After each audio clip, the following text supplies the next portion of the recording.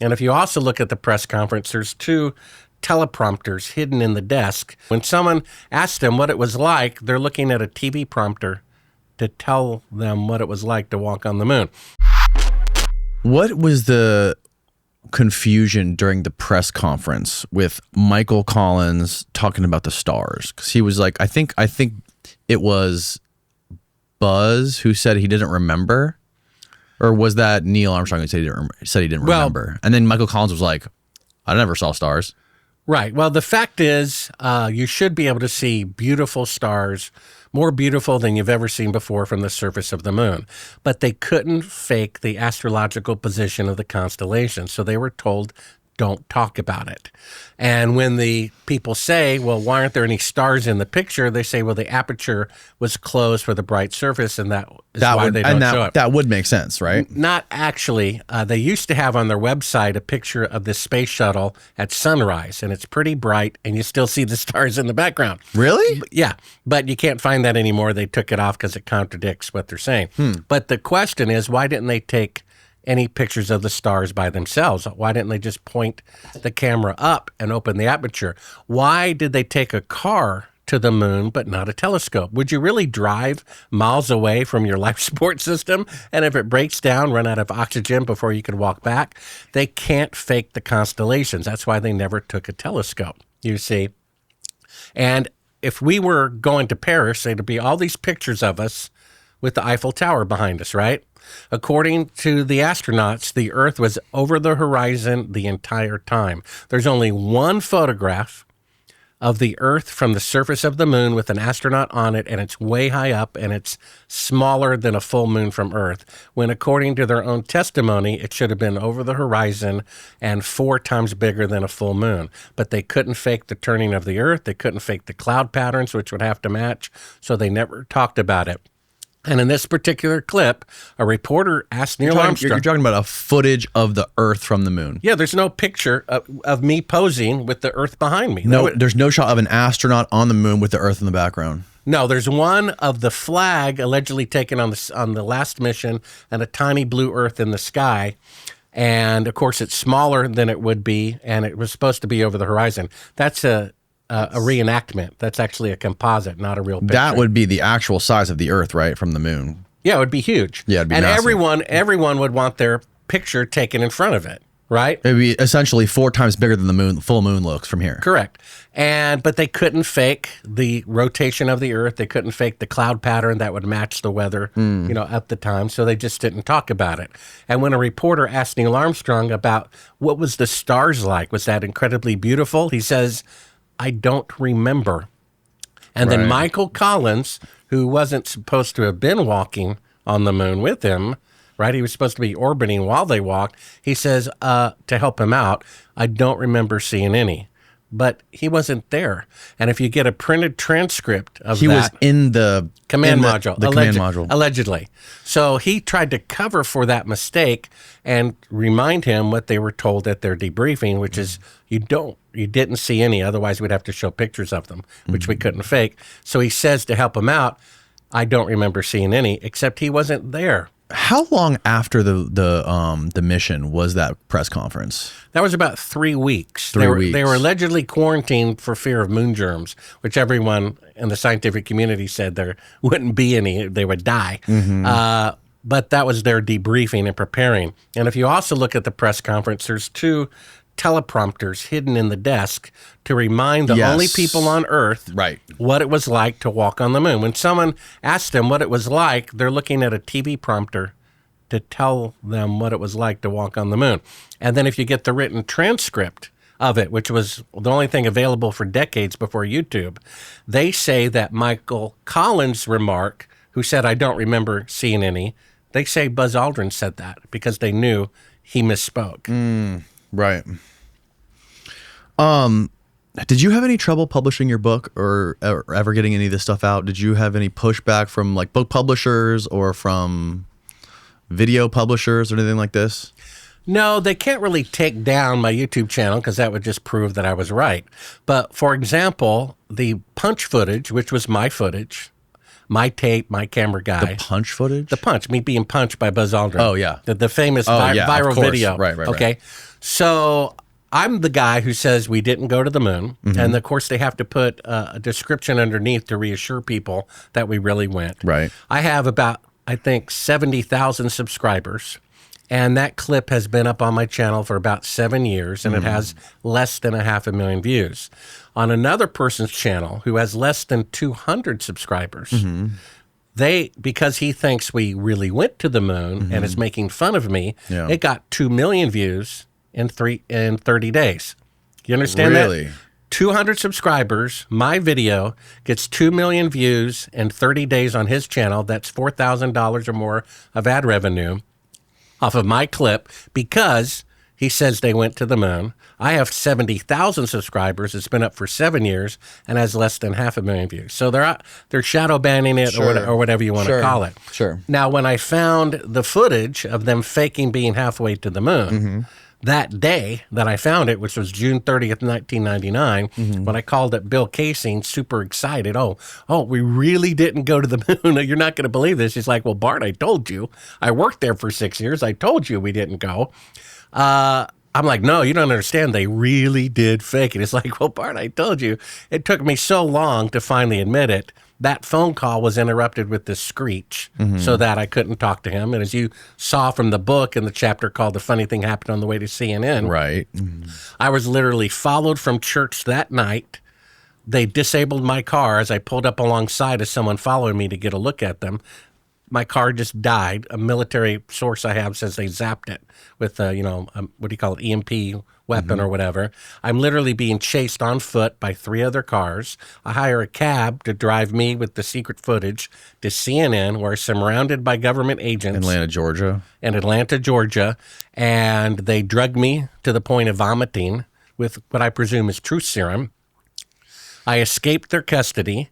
I made my way back to Nashville. And I told the NBC News director I got him because I peed in a cup. And I said, I'm going to prove I was illegally abducted and illegally drugged by the federal government.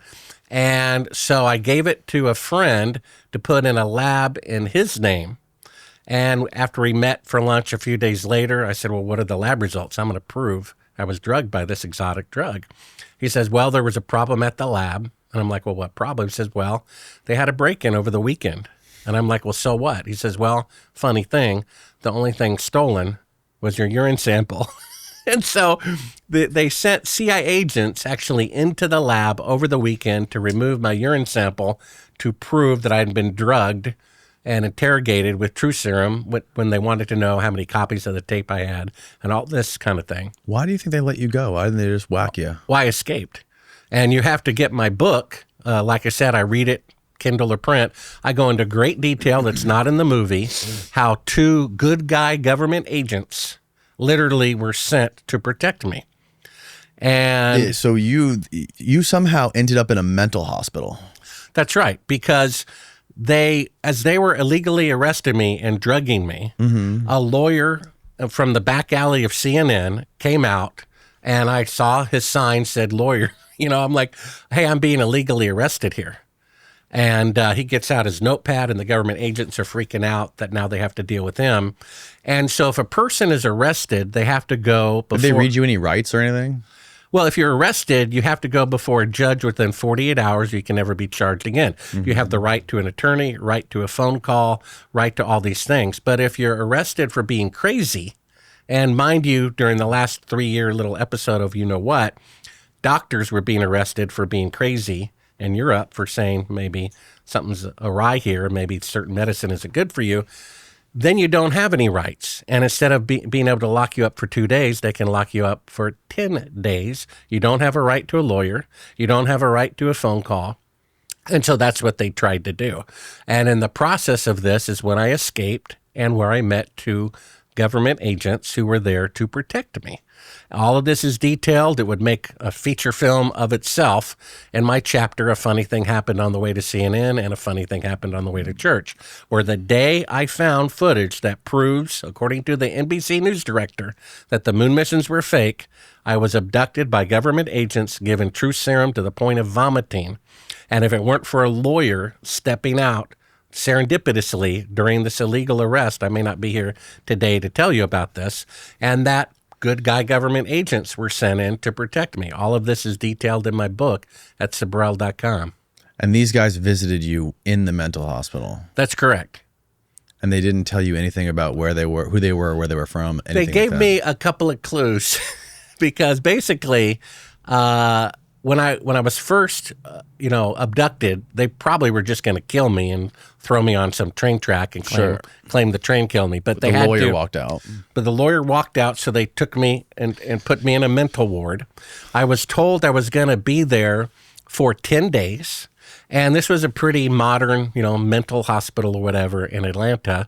And so they had a courtesy phone. So I have all these numbers memorized in case of an emergency, how to dial long distance. So I'm calling the news director at NBC, the executive producer of the Moon film. And while I'm on the phone, I hear drilling on the other side of the wall. Zzz, they're literally trying to pull out this. CIA agents dressed as phone company guys.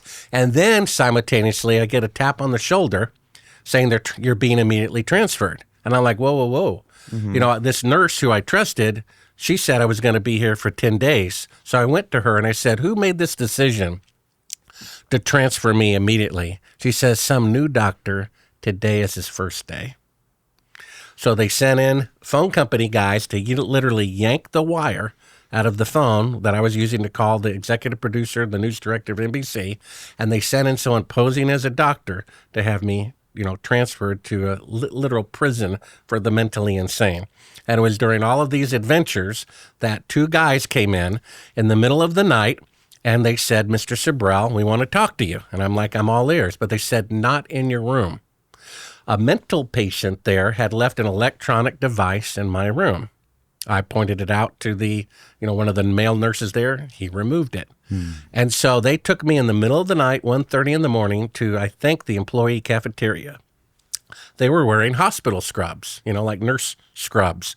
But the place was so modern, no one there actually wore hospital scrubs. They wore their street clothes. So they guessed wrong. You see, they weren't from that place, but they tried to look like they were, and they made a mistake on their wardrobe choices, right? Mm-hmm. And they were genuinely concerned for my well-being. They said things like, Mr. Sibrel, we're all rooting for you. You're doing good. Hang in there. And I'm thinking, that's kind of weird. And they asked me, what medicine did they have me on? And then I'm thinking, well, if you work here, wouldn't you know what medicine you have me on? They took my blood pressure. They were generally concerned for me. One of them had on a watch, and it said United States Marines. I think they were with what's called the MCIA, Marine Corps Intelligence Activity Department.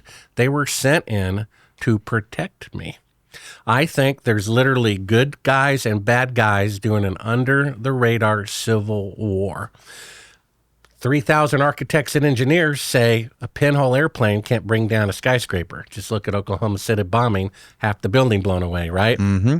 Somebody has access to direct energy weapons or explosives who are bad guys in the government.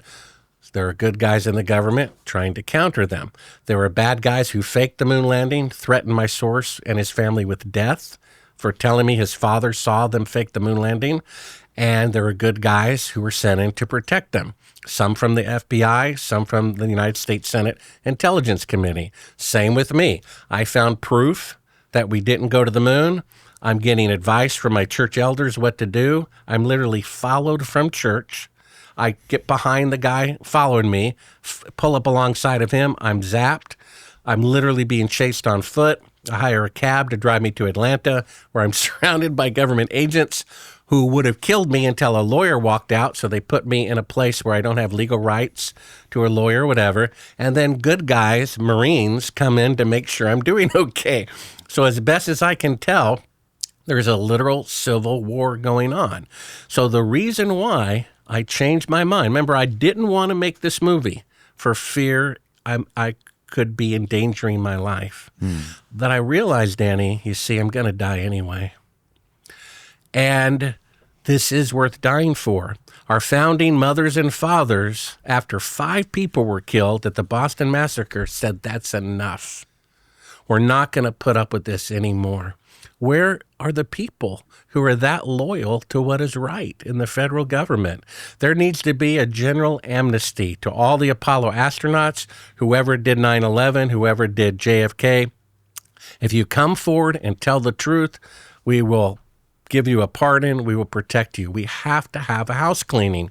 You can't have a house cleaning until you take out the trash. And the way you take out the trash about a lie is you tell the truth about it. And the most powerful tool that Trump can use to bring down the corruption is to show the American public that they were treated as suckers about the moon landing fraud. And he'll have both Bill Maher and Glenn Beck united and say, look, something's wrong here. And don't be afraid. The truth will make us free, which means lies keep us in slavery.